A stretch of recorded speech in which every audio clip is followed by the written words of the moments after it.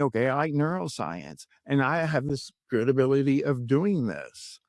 Whatever the topic or subject is that the autistic phenotype enjoys.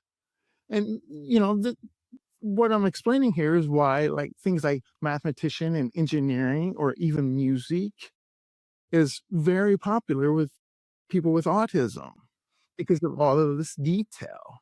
And I haven't even talked about the visual thinking and how that can accelerate learning. But I don't know if we'll have enough time, but I would want the listener to understand, like, with this visual thinking, this internal dialogue in movies, it's very real. It's equivalent to the outside world. I like Thinking in Pictures by Temple Grandin too. I think she explains it well.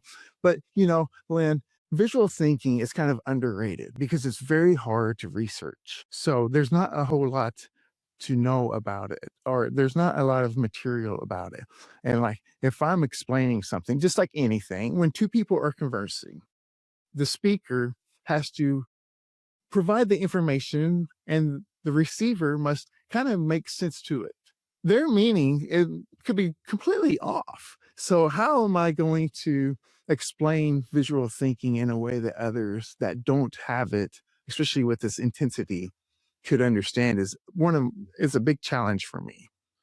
But definitely, like, whenever I've mentioned watching TV and fast forward, whenever I'm perceiving the world outside, sometimes it's just like that in my imagination, and that innate imagination it just accelerates learning because we're getting more repetition. We're seeing it. If to put this in a way that maybe the listener can understand, is like, if you watch a movie one time versus 300 times, you're going to learn it better. Right, right, right, right. Well, I appreciate everything you're expanding on, and it's definitely helping me. I think just to bring it up a level, I think you've given a lot of good examples of how somebody who's on the spectrum is truly more in their world. And I say it all the time to my son, like, "Hey, listen, I know you love your world, but it's also good to be part of our world too."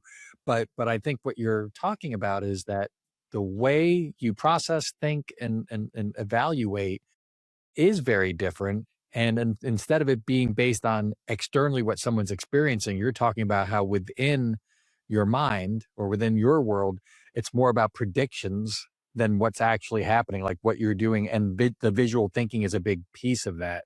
So I think high level, I'm taking away that, yes, my son many times is within his own world and he's very happy there and he's learning how to adapt and operate in the external world.